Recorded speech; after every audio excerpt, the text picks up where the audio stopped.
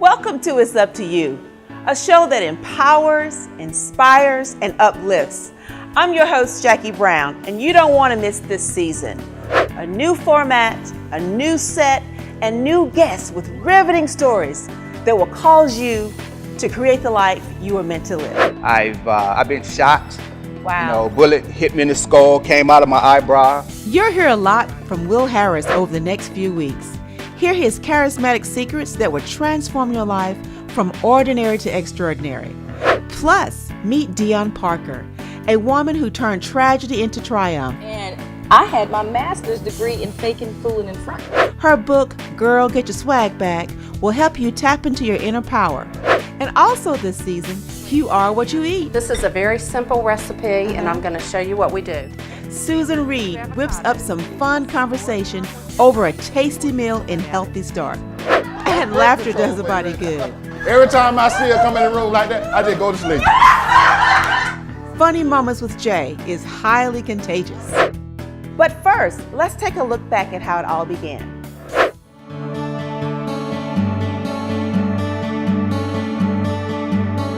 You know, what most excites me about this show is transforming life, being a positive influence to people, giving them hope, you know, empowering them to be their best self and reminding them that you can do whatever you want to do. It is up to you.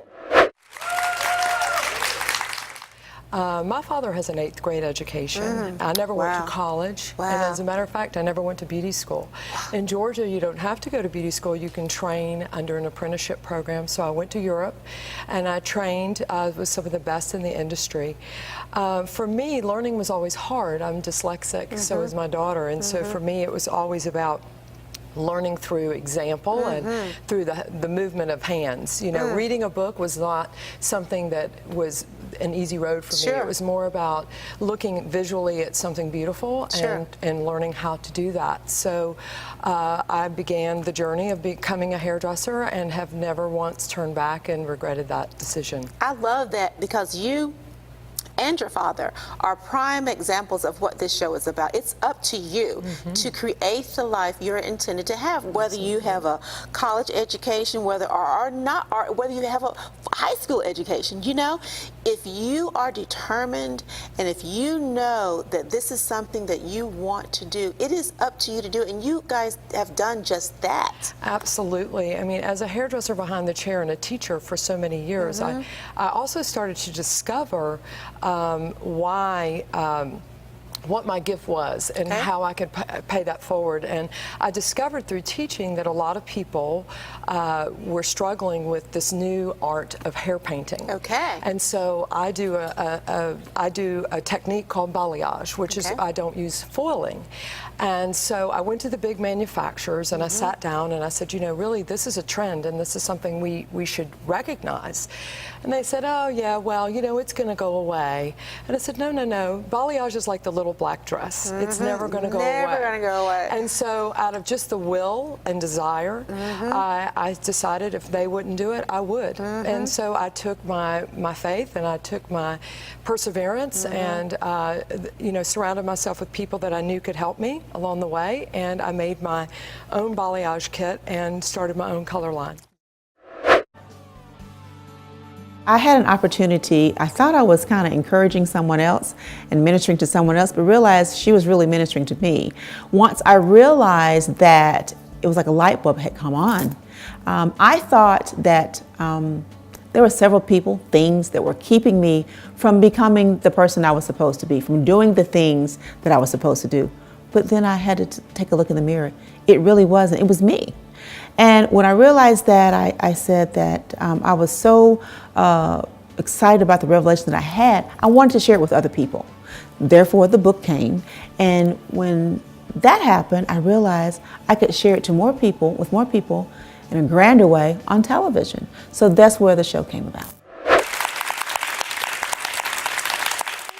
Well, within about two months between winning nationals and leaving for Malaysia, we spent 10 days in Malaysia competing, all of us together, and just sightseeing, visiting sponsors, and the country was magnificent to us. They treated us all like we were already Mrs. Universe. So at the end of that 10 days, it culminated in the final production, and I won. So it's amazing. Crazy. Congratulations. Thank you. God is good. And You're again, welcome. I'm honored. I cannot even talk about it without saying how honored I am. It makes me a little emotional because the other women there were they were magnificent. Wow. Well, he chose you. He chose you for a reason.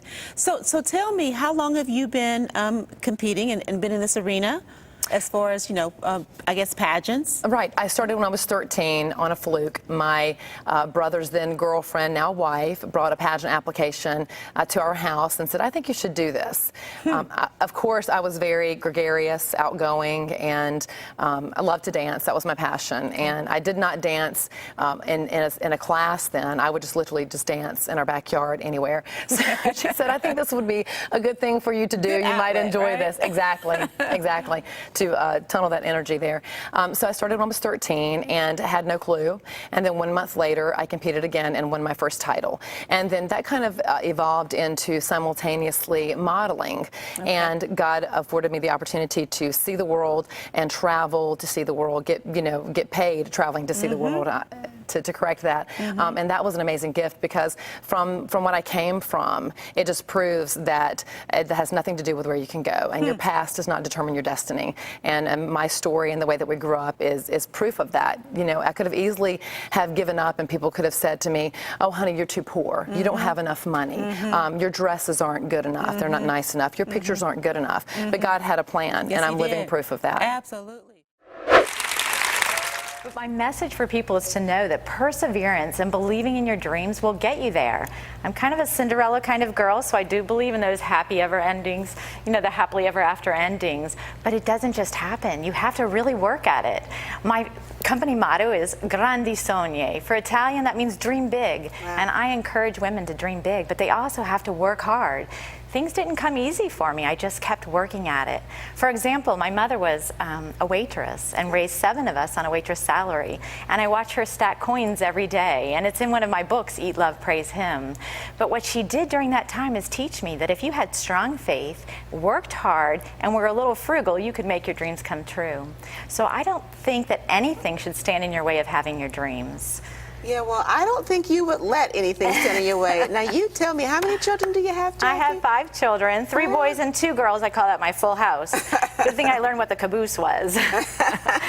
Well, you've done some pretty incredible things, and I know you've been through some heartache. Yeah. You found some new love, and you're continuing to move forward. And I think I won't say reinvent yourself, because I wouldn't reinvent you. You're just moving forward, propelling yourself to the next level. So tell me about, I understand that you were at one point Miss Virginia?